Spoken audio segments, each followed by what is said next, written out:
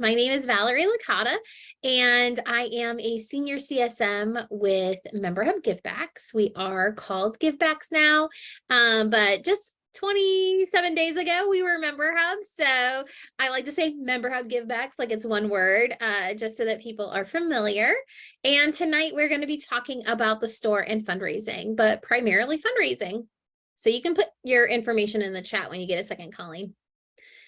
All right, so we're going to go ahead. I'm going to start sharing my screen and kind of chatting through a couple of things first before we jump into examples.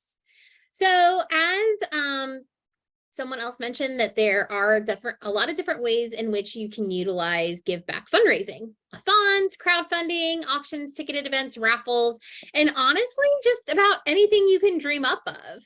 I'm actually working with a school right now that has, I'm not going to say it's complicated because it's not. There's just a lot of parts to it. And it's totally out of the box, right? Nothing I've ever seen before. And I've seen a lot, but it's really unique. They're calling it Our Party, Our Way. So it's a little bit of a crowdfunding with peer-to-peer, meaning that the students are earning money for themselves.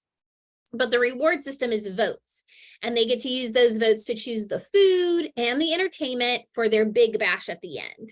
So as students are earning funds towards them, so you can think of it as like per lap or per minute, if you're kind of in that mindset of like fun runs or reading fundraisers, they're earning votes, and then they get to put the votes in for like the magician or the gaming truck or the inflatable slide, and things like pizza and popcorn and, you know, certain kinds of candy. They get to vote on what's going to be in their party.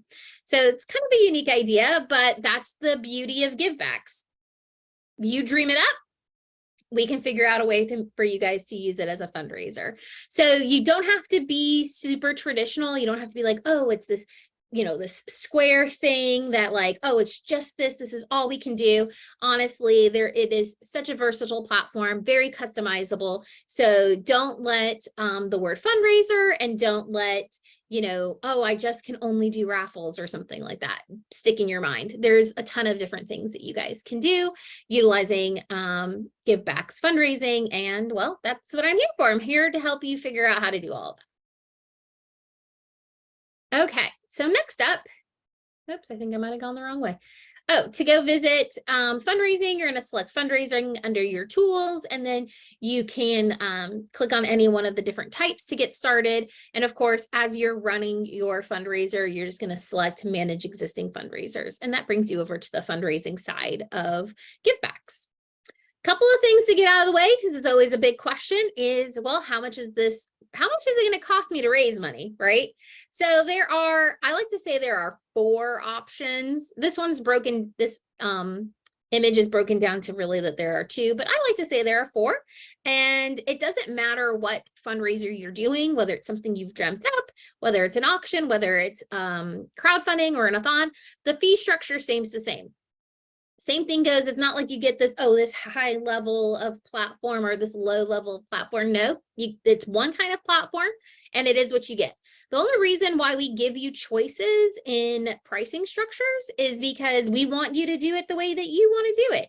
We want you to have a customizable fundraising platform that works for your community.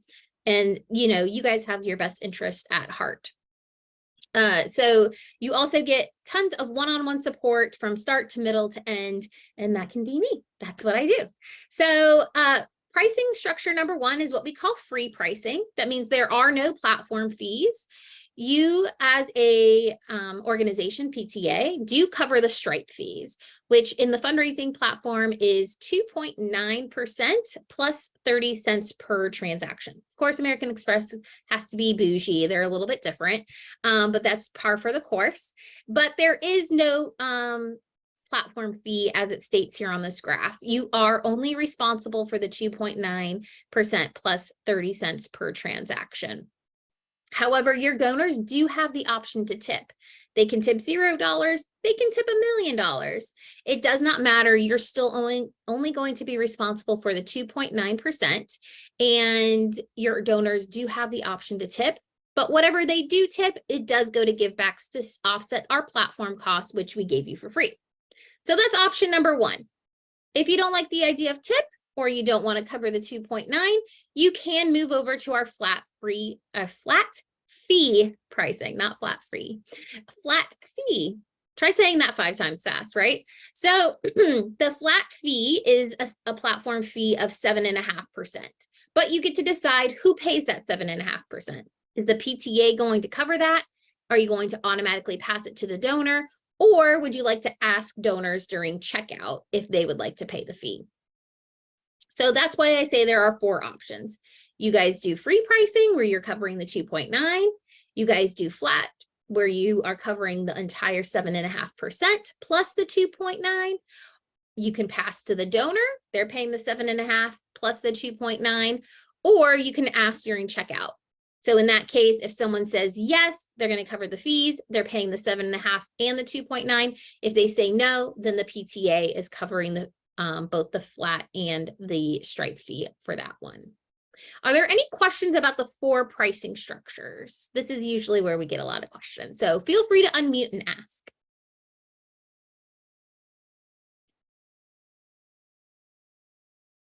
Oh, I couldn't have been that clear. You guys can't have 0 questions.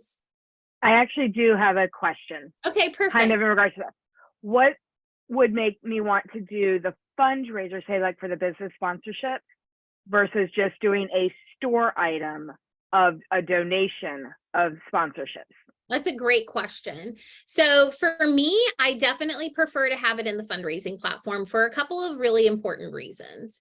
And I actually have my school's business partnership program pulled up right now to kind of explain that for you as an example. So one of the main reasons why I prefer it in the fundraising platform, and don't let the word fundraising hang you up.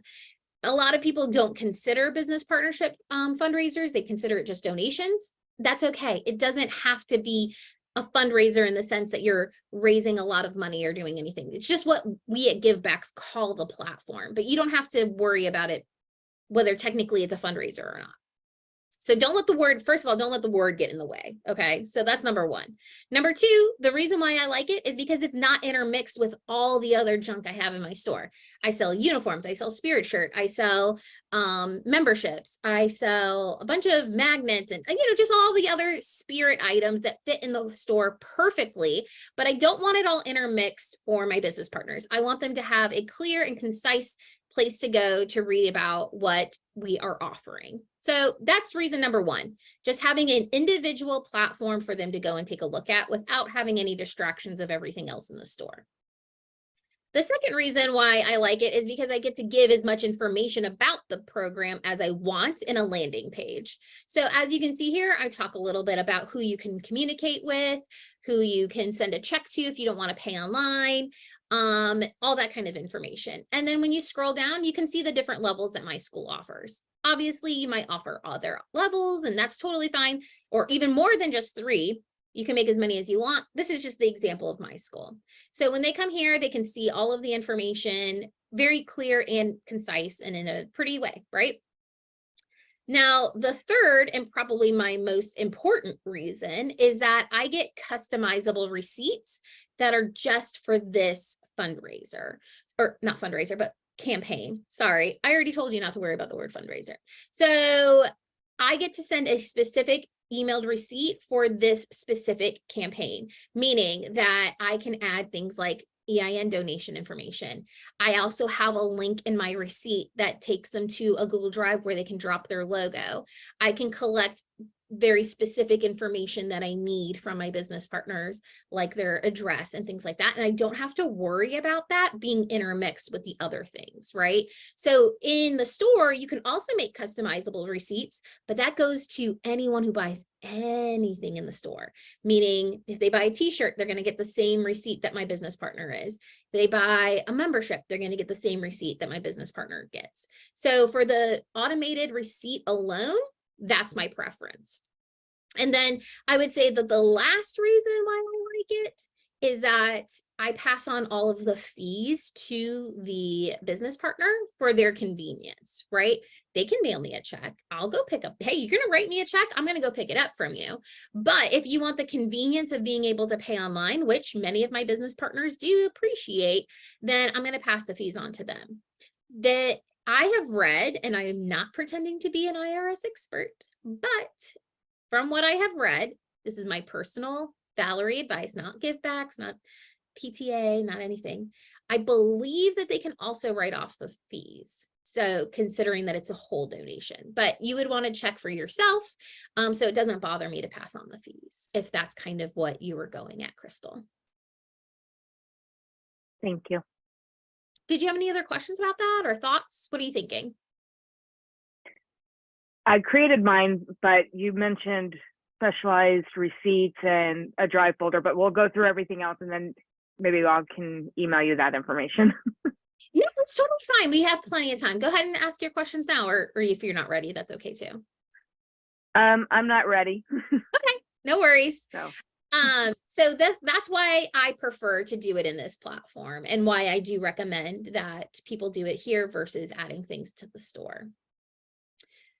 All right, cool. Well, I have a couple of others to show. One is a walkathon. So you can see here that with your fundraising platform, there's a lot of toggles that you can turn on. And of course, things that you don't have to have if you don't want to. Again, super customizable. So in this school, they are doing a walkathon.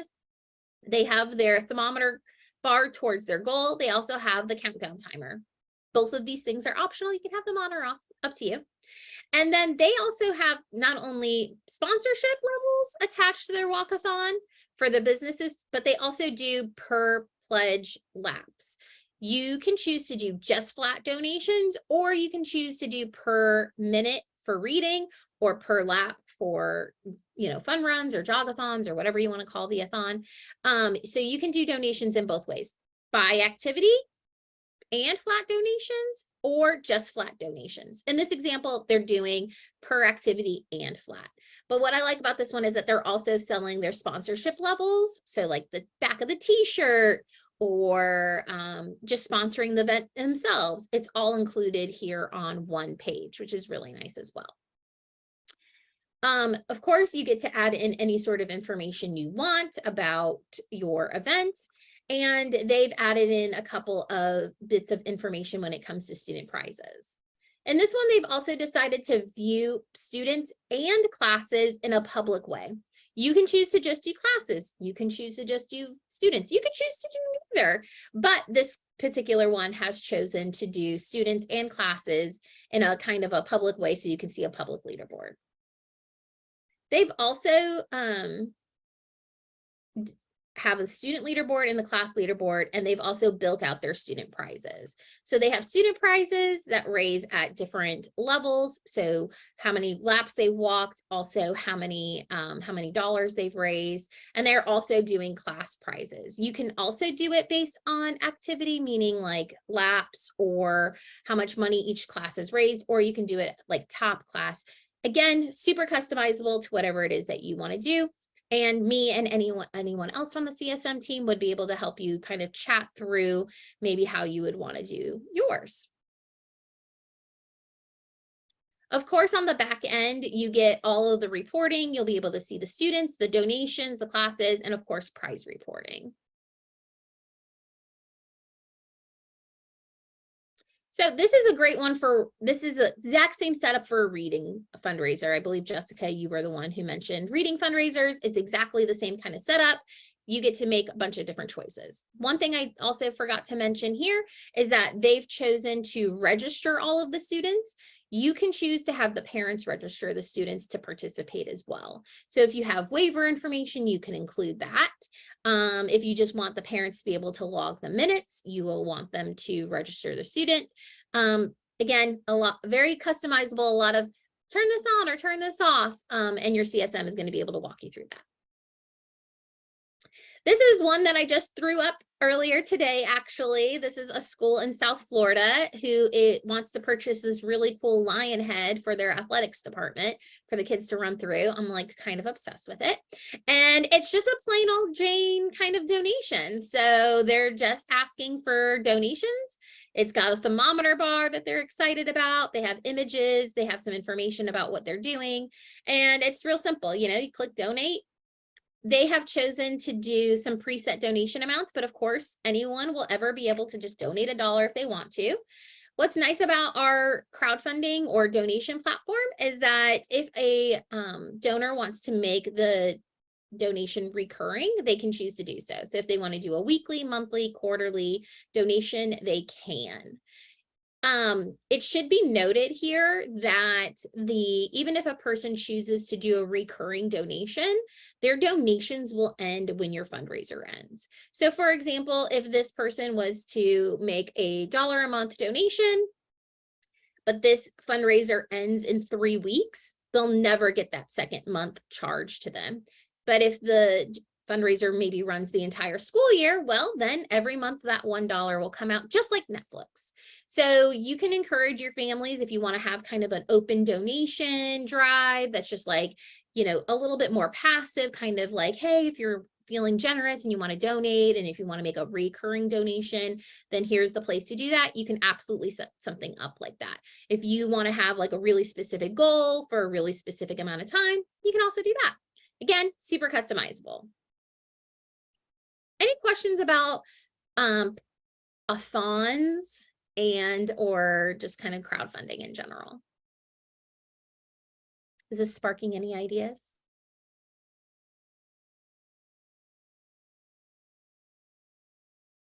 Maybe, maybe not. Okay.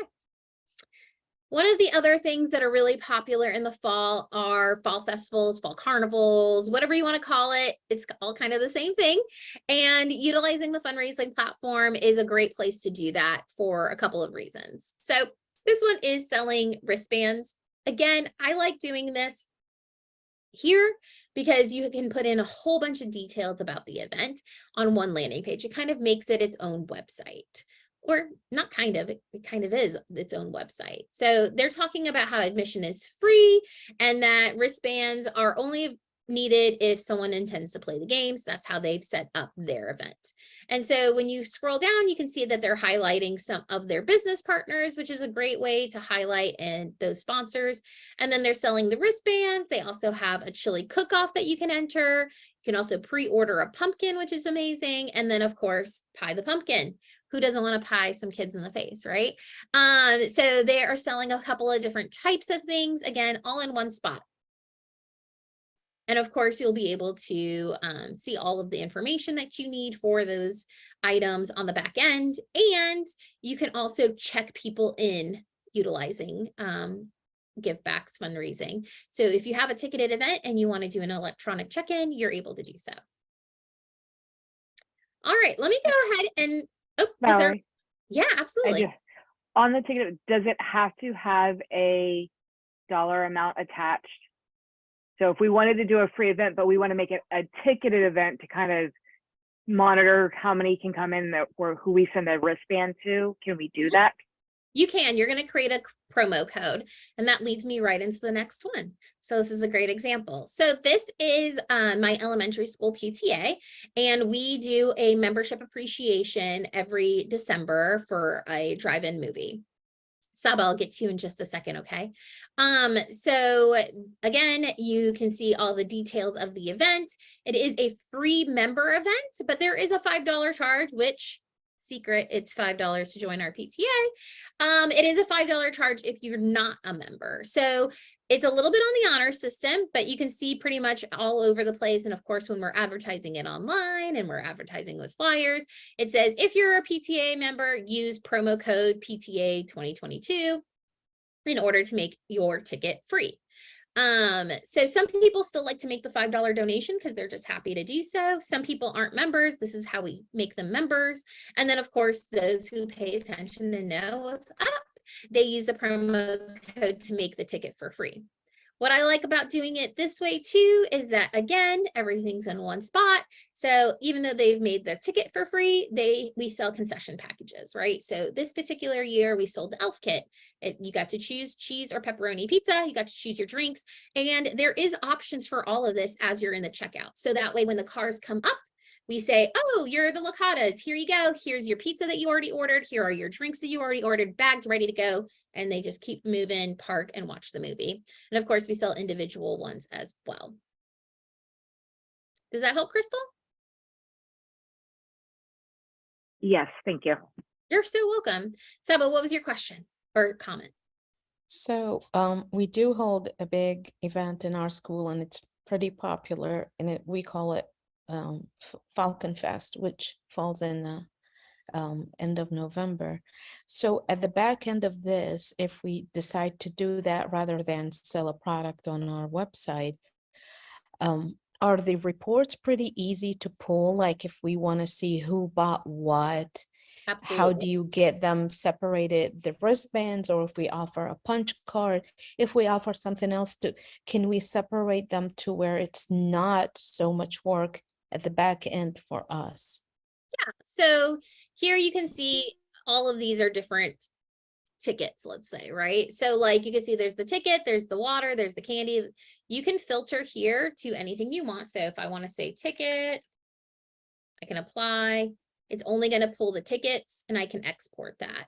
If I wanted to look up the popcorn, I can pull up just the popcorn and export that. I can also just not filter it at all and export the whole thing and then filter it by the item name.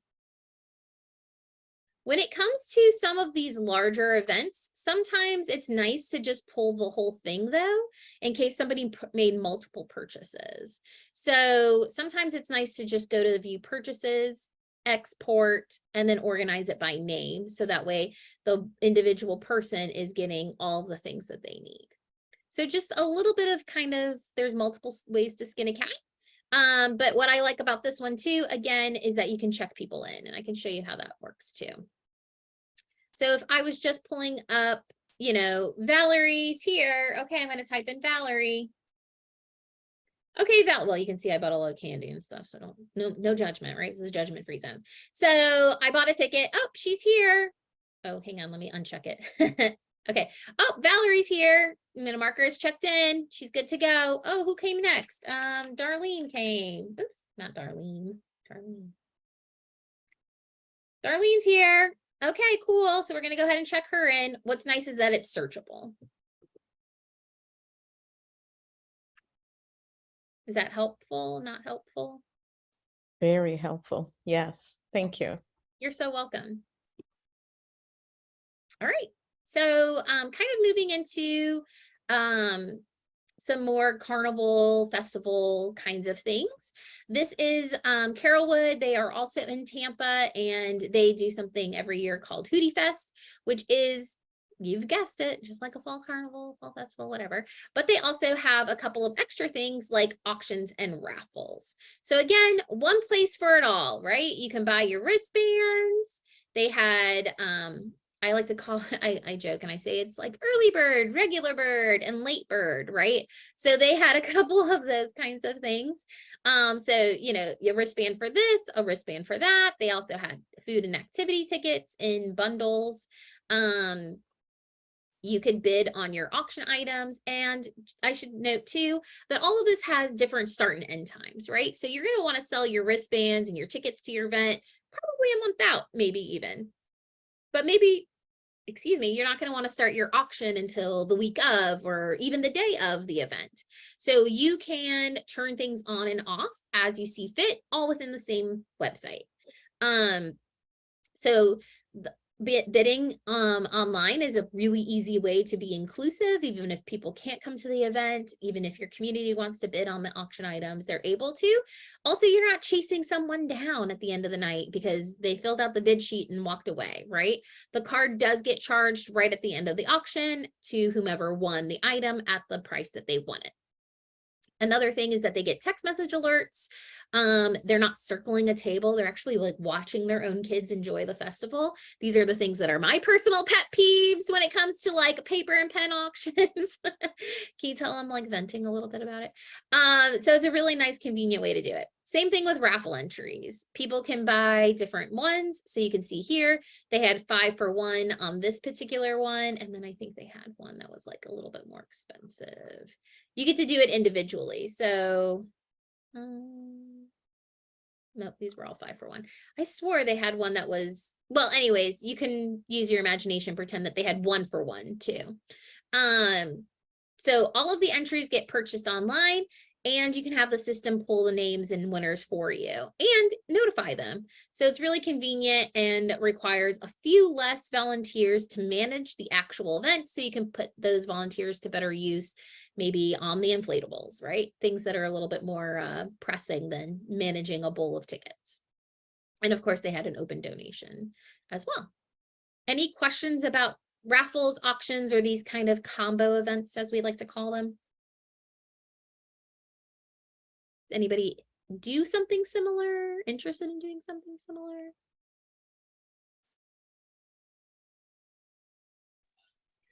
I like the We did- idea. well, Sorry.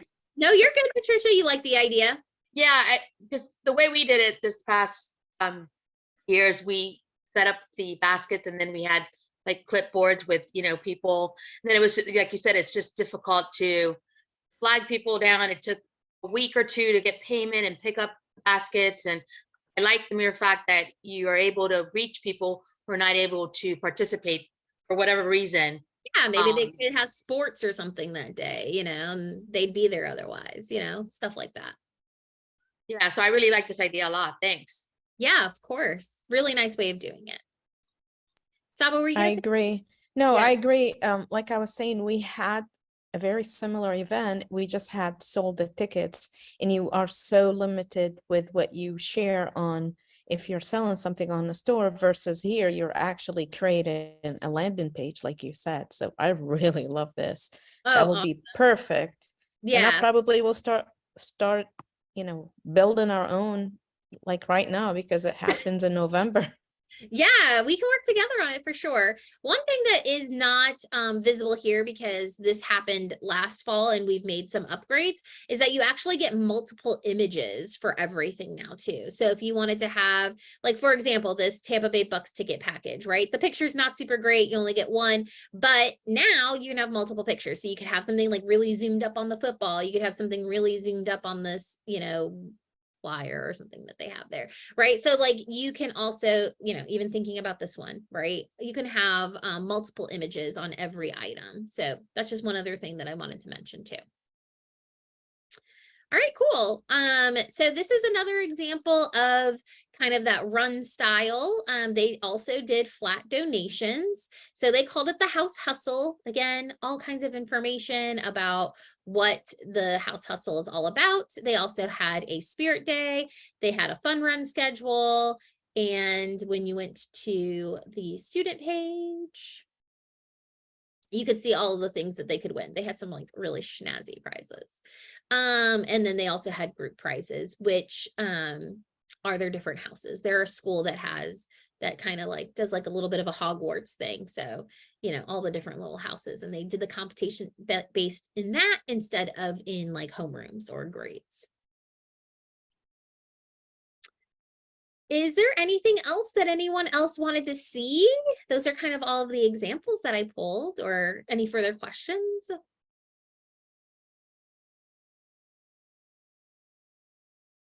Awesome. I actually did have a question. Go ahead, Sorry, I Crystal. was trying to find the raised hand, but I couldn't find it. No, don't worry about it. Just unmute. Say, Valerie, wait a second, it's me. I got something. We're going to be doing the Papa John's. What would you recommend? A campaign or a store item?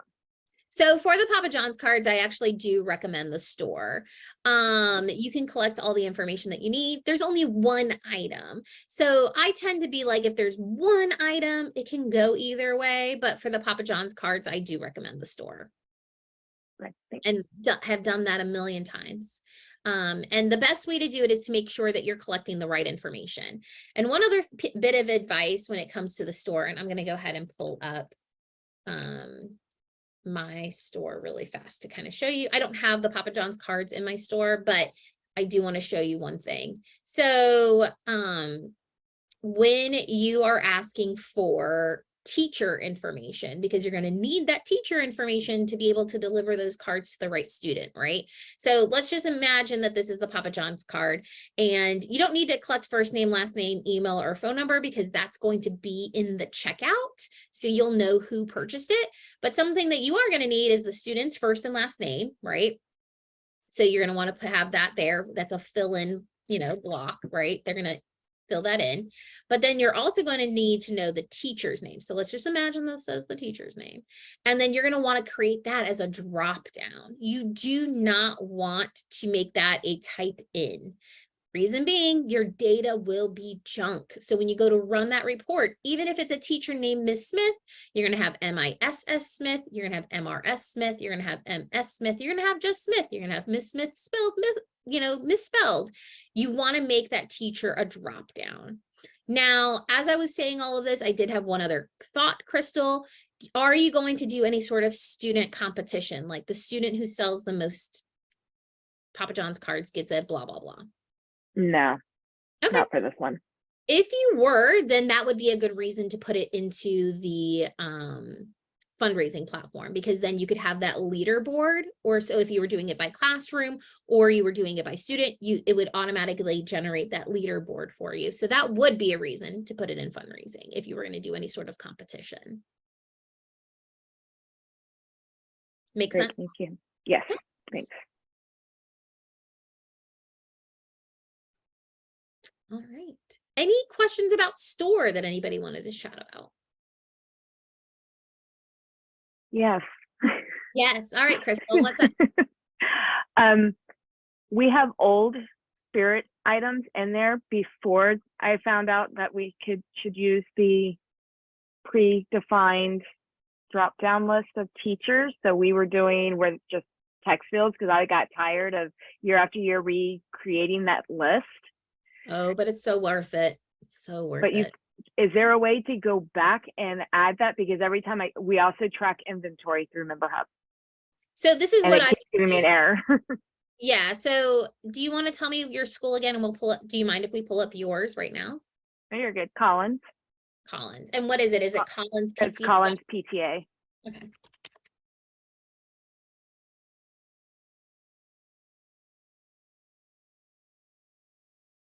Okay. So are we talking about The vintage ones right there. The I am Is it ridiculous down here? naming. Okay, Any cool. of those. Yeah, so this is what I would do, honestly.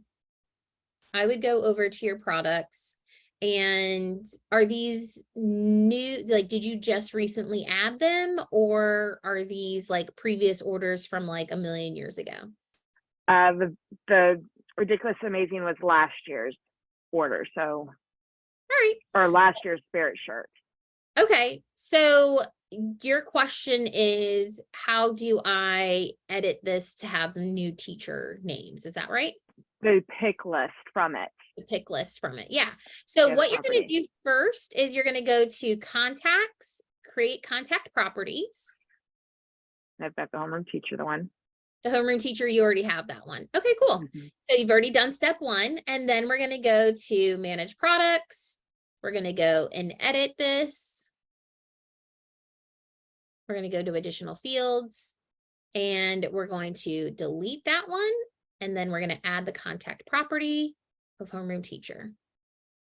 We're going to make that required and click save. And now it's there. Yeah, I think is it when I hit save, it tells you that you're going to lose your inventory.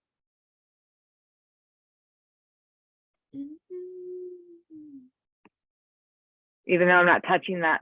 Oh, and that was the other thing I found out was if you have different options, it pulls that teacher contact property I know onto why. your inventory. I know why it's doing it, because you made your teacher a drop down and not a select. And that's why. So what you want to do is you want to make this contact property. You don't want it to be a drop down.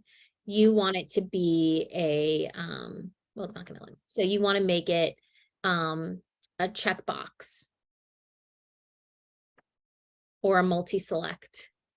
You don't want to make it a drop down, because what it thinks and why it's making you adjust the inventory is that you have X amount of larges for Miss Smith, because they're both drop downs, and that you have X amount of mediums for Miss Smith, and that you have X amount of smalls for Miss Smith, not that you have X amount of larges for the whole school, X amount of mediums for the whole school.